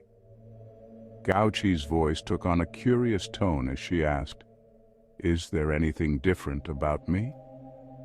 Chino hesitated, searching for the right words. "You're not acting like the Gouchi I knew. I don't really know how to explain it, but something feels off." There was a pause, and Chino could almost feel the weight of the silence growing heavier between them. "It's just because I'm sick," she said. "Can you go get me some medicine from my room? It's by the pillow on the bed." Chino nodded, though he still felt uneasy. He stood up and walked towards her room, trying to shake off the lingering sense of discomfort. As Chino grabbed the medicine from the pillow and turned around, he was startled to see Gouchi right in front of him, just standing there and staring without moving. "Gouchi?" he said, taken aback. After a moment she replied, "You were taking too long, so I came to check." She then walked back to the seat, her movements slow and unsteady. Chino took a step back, his mind spinning as he pondered everything, the way Gouchi was acting, the eerie atmosphere of the house. He whispered to himself, "Something is off." Chino slowly returned to sit next to Gouchi, his unease growing. He asked her softly, "Is something going on? You're acting different." Gouchi asked again, "What seems different about me?" Just as Chino was about to respond, saying, "It seems as if you—" he was abruptly interrupted by a voice. The voice called out his name, Chino. It came from nowhere and everywhere at once, leaving Chino confused and on edge. Chino blurted out, "Huh? What's that voice? Who's calling my name?" The voice echoed again, repeating his name. It felt like it was coming from all directions, making it hard to pinpoint where it was coming from. Chino's heart raced as he looked around, trying to find the source of the voice. It was so strange because the voice sounded so much like Gouchi, but that couldn't be right since she was sitting right next to him. Gouchi heard him, and with a tone that was difficult to describe, asked, "What voice?" Chino turned to look at her, his confusion growing. He asked, "Gouchi, did you hear that? That's weird. It sounded so much like you, but you're right here." With a tone hard to describe, Gouchi said, "Oh, my voice. So she—" But suddenly she froze mid-sentence. Her sudden stillness was so unsettling that Chino didn't know what to do at first. He asked if she was okay, but she didn't respond, just sitting there, unmoving and eerily silent. Chino was about to ask her again when he heard the voice once more, whispering all around him, "Chino, listen to me." His confusion deepened. He looked at Gouchi, who remained frozen, and then asked aloud, "Wait, Gouchi? How am I hearing you when you're right here next to me? I don't understand." The dissonance between the voice and the stillness of Gouchi made his skin crawl. The voice, filled with sorrow, continued, "Chino, oh Chino, run! Run and don't look back." Chino, now even more confused, tried to make sense of the warning. The voice, still echoing around him, revealed, "Your gut feeling was right. The person next to you is not me. It is an old entity, one who wants to devour both you and me." Chino's heart raced at the terrifying realization. Everything about Gouchi's strange behavior tonight made sense now, but it left him with even more questions. He looked around, desperate for answers. "Where are you then, Gouchi?" he asked aloud, his voice trembling. The voice, still filled with sadness, responded, "I'm somewhere near, yet so far. I managed to hold the entity back for a few seconds. You need to run. Run and wake up." Chino's confusion deepened. "Wake up? What do you mean? Is this a dream?" he asked urgently. The voice responded, "When the entity couldn't find you in the physical world, it lured your spirit here. If you don't wake up, the entity will catch you, and you will no longer be able to wake up in the real world. You'll be dead." The revelation hit Chino like a tidal wave, leaving him with a pounding headache. "I still don't understand," he whispered, his voice trembling with fear and disbelief. "Why does this entity want us? What did we do to it?" The voice continued with a sense of urgency. It's because of the... But suddenly it was cut off. Chinu's heart raced with worry. Gouchi, what's happening? Where are you? There was a moment of weak, trembling silence before the voice returned, barely audible. I can't hold on anymore. Chinu, run. Please be safe. Oh, I love you so much. If only in this lifetime... Her voice trailed off and then abruptly stopped. The eerie silence left Chinu with a sinking feeling in his chest. Desperately, he shouted for her to come back, but the voice did not return. The only sound was the hollow echo of his own plea. Panic surged through him as he realized that Gouchi's presence was fading away. It was then that the Gouchi next to him finally moved again, as if she had regained control over something in her mind. She looked at Chinu with a strange calmness and asked, "Why are you shouting so loudly for me? I'm right here next to you. Did you miss me that much?" Chinu stared at her, his heart pounding. He was struck by the dissonance between her words and the unsettling events he had just experienced. The urgency in the voice from before was still fresh in his mind. Despite the strange calmness of the Gouchi before him, Chinu felt an overwhelming sense of dread. In a stuttering voice, Chinu said, Yes. I just missed saying your name." Gouchi then suddenly said, "Hug me." Chinu felt a chill run down his body. The request filled him with dread, as if granting it could spell his end. He hesitated, feeling the weight of the decision pressing down on him. Desperately, he tried to think of a way out. He quickly glanced around, trying to find something, anything that could help him escape or protect himself. He suddenly had a plan. In a nervous voice, Chinu said, I want to piss first. I can't hold it any longer." There was a pause, and then Gouchi asked, "Are you trying to run away?" Chinu stammered, Of course not. I just really need to pee. If you don't believe me, here, hold the end of this rope. I'm going to tie the other end to my body, so when I go out front, you'll still know I'm here by giving it a tug." After a moment, Gouchi said, "Okay, but don't you dare trick me. You will not like the consequences if I have to run out after you." Chinu's heart skipped a beat at her words, intensifying his nervousness. He knew he had to act quickly if he wanted to escape. He said, "How could I ever lie to you, hey honey? Okay, I'm going out now."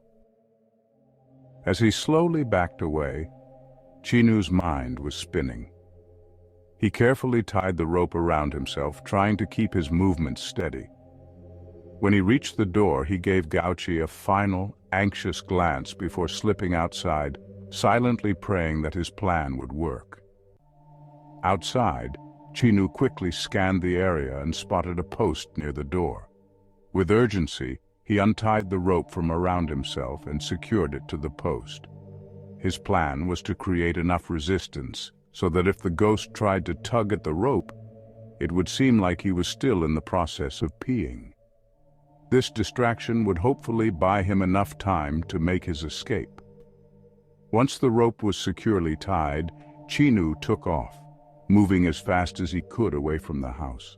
Every step felt like a race against time as he navigated through the dark and silent night, his heart pounding with fear and adrenaline. He kept glancing back, half expecting to see the ghost in pursuit, but he focused on putting as much distance between himself and the house as possible.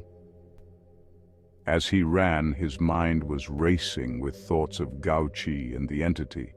He knew he had to keep moving, keep running, and hope that he could outsmart whatever had taken over his beloved.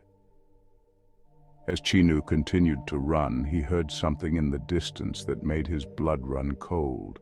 The sound of his name echoed through the night. The voice was unmistakably Gouchi's, but something about it was deeply unsettling. He turned his head back to check, only to see Gouchi in the distance, running awkwardly towards him. Her movement was unnatural and disturbing, her limbs flailing in an unsettling manner. In his shock, Chinu slipped and fell, hitting the ground hard. He scrambled to his feet and continued running, pushing himself harder than ever before. The sound of his name grew louder and more frantic, signaling that the entity was closing in. Chinu's breaths came in ragged gasps as he sprinted through the darkness, his mind racing with fear and desperation. He could feel the presence behind him. As Chinu ran, his eyes caught a glimpse of a bright light shimmering ahead. It was surrounded by a flurry of butterflies, their delicate wings creating a mesmerizing dance in the glow. The sight was both enchanting and surreal in his current situation. As he approached the light, he heard a soothing voice calling to him, urging him to come closer. "Step into the light," the voice said gently. "I will protect you from him. He will not be able to sense me." Desperation spurred him forward, and he sprinted towards the light. The butterflies seemed to part as he neared, making way for him to step inside. As Chinu stepped into the light, a rush of warmth enveloped him, shielding him from the cold dread of the night. He turned just in time to see the entity emerge from the darkness, rushing towards the spot where he had been moments ago. Its grotesque form moved with jerky, unnatural movements, and its presence sent a chill down his spine. The entity came to an abrupt halt just short of the light, its eerie, distorted face filled with confusion. It looked around, searching desperately as if it could no longer sense Chinu. The air around it seemed to ripple with frustration as it prowled just outside the light's boundary, unable to step closer. Chinu's heart pounded in his chest, but within the glow, he felt a strange sense of calm. The butterflies fluttered around him, their soft wings brushing against his skin, reinforcing the protection the light offered. The entity let out a low, guttural growl, retreating slightly. Chinu crouched low, holding his breath as the entity frantically searched the area around the light. Its voice, eerily mimicking Gouchi's, echoed through the trees, calling his name in a haunting tone. He clenched his fists, willing himself to stay perfectly still, heart racing as he watched the creature's movements. For a tense moment, the entity paused, head tilted as if listening for any sign of Chinu.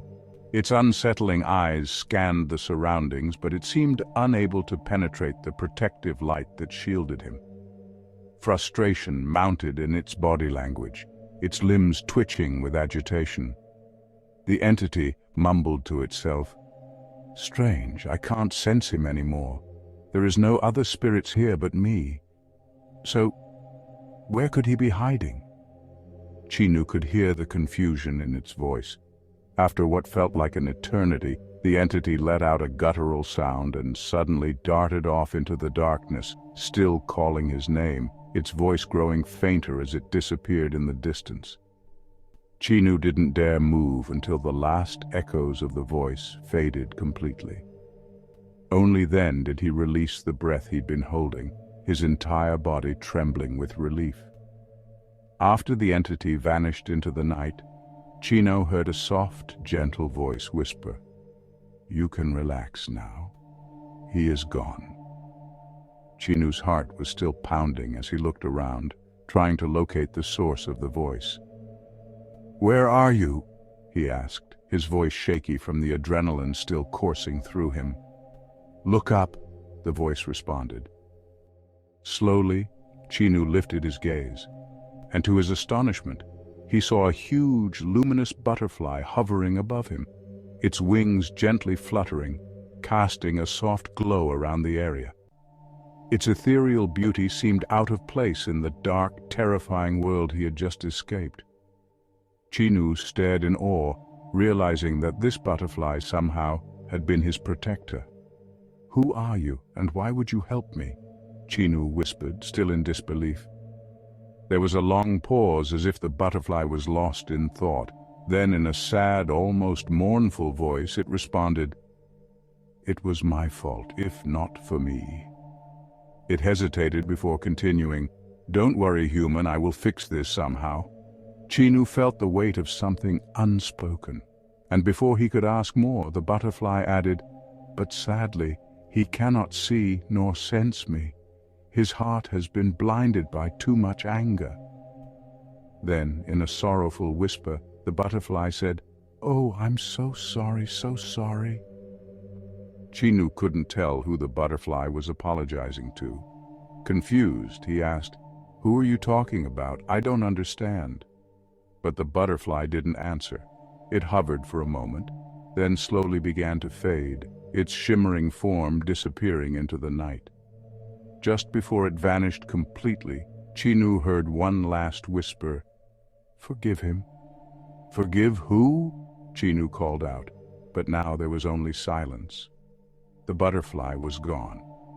Though his mind was swirling with confusion, Chinu felt a sense of relief, grateful for whoever or whatever had shielded him from the entity. Chinu took one last look above, where the butterfly had disappeared moments before. Though his heart was still racing and questions filled his mind, he knew he couldn't stay. Without wasting another second, he turned and ran, his feet pounding the ground as he sprinted away toward the safety of home. He ran and ran, his legs burning with each step, until finally the shadowy outline of his village came into view in the distance. Relief washed over him, but it was quickly replaced by confusion. "I'm almost home. Just straight ahead," he whispered to himself, glancing at the familiar houses up ahead. "If this is a dream, why am I not waking up?" The village was right there, within reach. Yet the weight of the unknown still lingered in his chest, the unsettling feeling that something wasn't quite right. Chinu's heart pounded in his chest as the angry voice echoed behind him. Chino! Huwag mo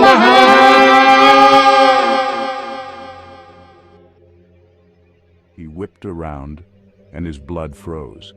There she was, Gouchi, sprinting towards him with terrifying speed. She was too close. He turned back and ran faster than he thought possible, his legs heavy from exhaustion. The village was just ahead, but as he glanced over his shoulder, Gouchi had vanished.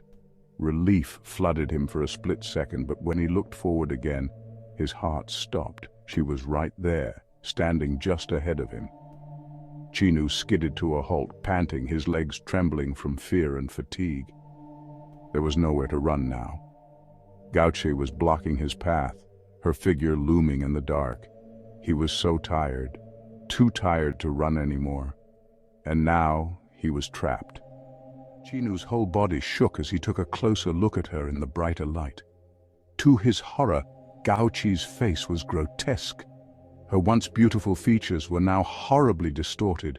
Her skin was decayed, giving it a sickly greenish tint.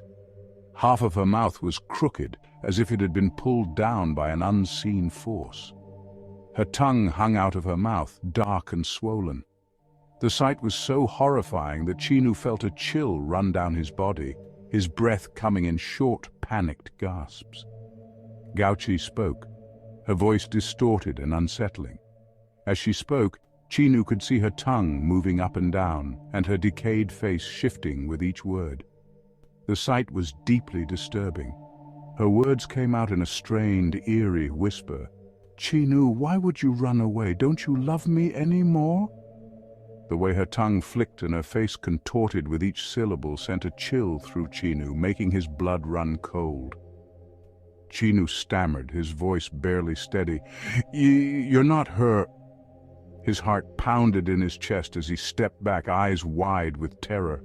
The thing in front of him tilted its head, a twisted smile spreading across its rotten face. "What are you saying?" it whispered, mockingly sweet. "Of course, it's me, your Gouchi." Chinu said, "You can't fool me."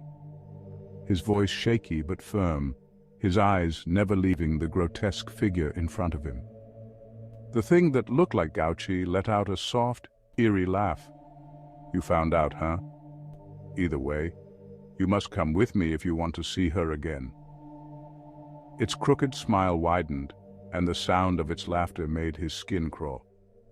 "What have you done to her?" Chinu demanded. his voice trembling with a mix of fear and anger. "And who are you? Why are you doing this to us?" He took another step back, feeling the cold night air bite at his skin.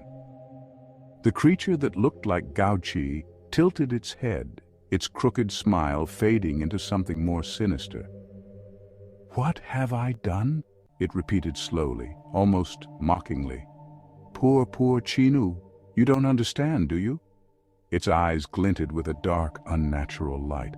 "I haven't done anything to her. She's still here, somewhere, but I—" It paused, savoring the moment.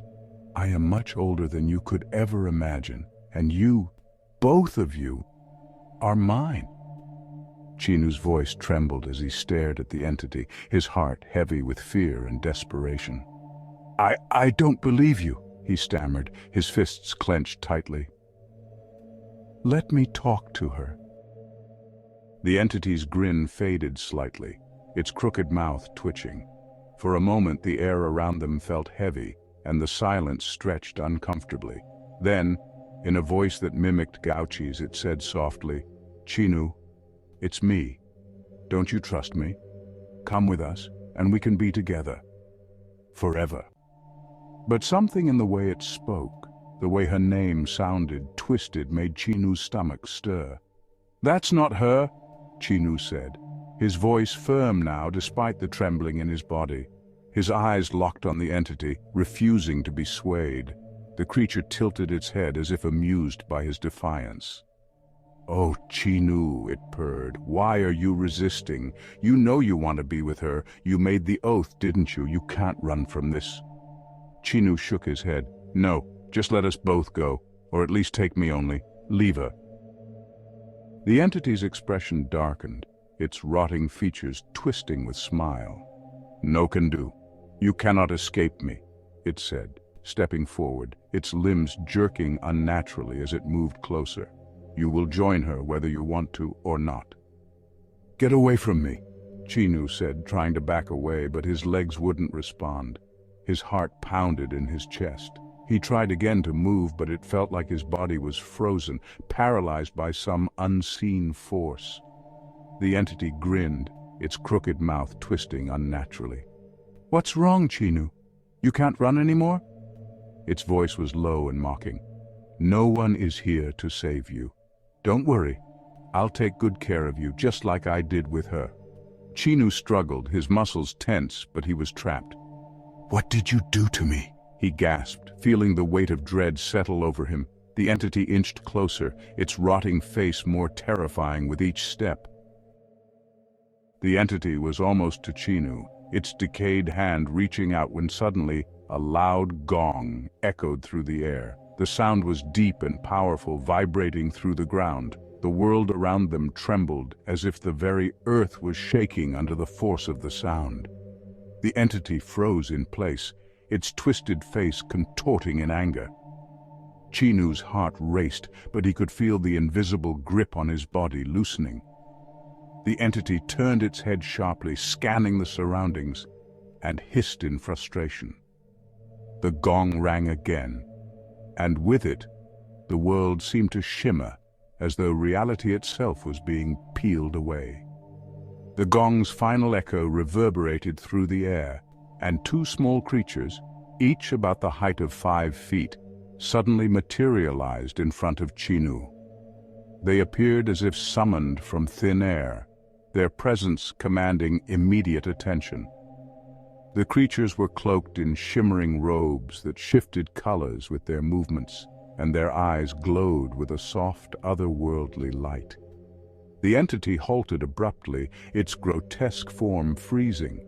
It stared at the newcomers with an angry gaze, clearly caught off guard by their sudden appearance. The creatures stood proud and resolute, their gaze fixed on the entity with an air of authority that contrasted sharply with the entity's own menacing demeanor. The entity's voice seethed with anger as it spat out, "You too, spirit guides." From the mouths of the two creatures, the guides, came a commanding voice that echoed, "Leave, O pitiful spirit of that era." The entity looked at them in silence for a bit before saying in anger, "If you are here, then the one you follow should be here as well. It looked around briefly before turning back to the guides. Move, or I will kill you two before taking the boy away. The guides remained resolute, their eyes glowing faintly as they faced the enraged entity. One of them spoke with an air of unwavering authority. Leave, old pitiful spirit, we can see it. Your true self is still bound by the power of the holy shaman. The entity's fury intensified. Its form seemed to waver and pulse with malevolence, but the guides stood firm, their presence casting a protective barrier around Chinu. The entity's voice grew sharper, filled with a chilling malice. That doesn't matter, it said. I still have enough strength to kill you too. As it spoke, its dark form seemed to swell and pulse with a sinister energy, the air around it vibrating with a threatening force. Shadows twisted and writhed, reflecting its rage and intent. The atmosphere grew heavy, thick with a cold, oppressive presence, as if the very essence of fear was being drawn into the entity's looming figure. After a long, tense pause, the two guides finally spoke in unison. Very well. Their voices were steady and commanding despite the ominous situation. Then an ancient chant began to echo all around them, its rhythmic and haunting tones reverberating through the air. The guides raised their hands, and a glimmering sword descended from above, its blade shimmering with an otherworldly light. It plunged into the ground near them, its impact sending a shockwave that pushed the entity backward. The entity let out a pained sound that pierced through the night. As the entity recoiled, a series of ringing sounds began to resonate all around them, growing louder and louder. Slowly, a figure emerged from the sky, descending gracefully and coming to a halt in mid-air above them. The figure was cloaked entirely in black, with a deep red veil covering his face, obscuring his features in shadow. His sash on his waist fluttered gently in the wind, creating an eerie and majestic aura. The entity's voice was laced with both recognition and dread as it uttered, "This aura." The entity's gaze was fixed on the descending figure, its anger noticeable as it struggled to comprehend the presence of the powerful newcomer. The entity blurted out, "Shaman." The word was spoken with a mixture of dread and disdain, as if the mere mention of the shaman's presence was enough to shake its very essence. Seeing the figure above, the entity recalled the person from long ago, the one who had sealed it in an unknown void, the holy shaman. Though the holy shaman was no longer around, certain individuals still managed to inherit his powers and legacy.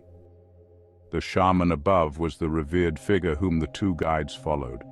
His presence was commanding and formidable, a symbol of power and authority. Out of the shaman's mouth came a commanding tone that echoed all around them. "You are brave, evil spirit, for entering my domain," he declared, each word slicing through the tension like a blade. He paused for a moment, allowing the weight of his presence to settle before continuing with an even more commanding edge. "As long as I am here, the boy will not go anywhere with you. Be gone from this place. You are not welcome here." His words carried an almost palpable force, and as he spoke, the air around him seemed to shimmer with an otherworldly energy. The black robes he wore flowed gracefully with the wind, and the red veil that obscured his face seemed to glow with an inner light. The shaman's presence exuded an aura of ancient power and unyielding authority, making it clear that the entity's threat was no match for his might. The entity's eyes flickered with a mix of calculation and frustration as it considered the shaman's presence. "Judging by his aura, he is an upper-level shaman," it murmured, its voice filled with reluctant acknowledgement. "I cannot risk fighting him right now. I'm still not strong enough." But before it could complete its thought, the shaman's voice cut through the air with a tone of cold, unyielding authority. "Leave! I will not say it again," he commanded, his words dripping with power. "If you don't, I will cut you in half." If that's not enough, I will cut you in 3 pieces. The threat was clear, and the air around them seemed to crackle with the intensity of the shaman's power. The entity's form shuddered, its dark essence recoiling at the shaman's unwavering resolve. Realizing it was outmatched, the entity's voice took on a bitter edge as it addressed the shaman. "You cannot protect the boy forever," it hissed. "I will have his soul one way or another soon enough." With a final chilling glance toward Chinu, the entity's voice dropped to a creepy whisper. "I will see you again, Chinu." The words hung in the air like a dark promise. Slowly, the entity turned and moved toward the edge of the path. Its form seemed to melt into the shadows of the forest, disappearing with an unsettling quiet. Chinu turned desperately toward the shaman floating in the sky, his voice trembling with urgency. He begged the shaman to help Gouchi get her body back. The shaman, draped in black with the red veil obscuring his face, looked down at Chinu with a solemn expression. His voice, filled with an echo of sadness, replied, "Sorry, child, but it is already too late for that. There is nothing I can do about her situation." Chinu's eyes widened in disbelief. "Why? Why can't you help her?" The shaman's tone grew even more somber. "You will understand why later. Now close your eyes. Listen to the sound of my gong, and wake up." As the shaman's words lingered in the air, the gentle ringing of the gong resonated around them. Chinu, overwhelmed by the gravity of the situation and the finality in the shaman's voice, closed his eyes. The sound of the gong grew more distant, pulling him away from the nightmarish realm and back toward the waking world. In the pitch-black void, the shaman's voice echoed softly, as if speaking to the emptiness itself. "Child, I thought I had already bound your soul. I didn't anticipate that your love for her would be so powerful that your soul actually slipped through my seal and ventured to find her." He paused for a moment, his voice tinged with sorrow. "What a tragedy. When you wake up and discover what has happened, I hope you can brace your heart."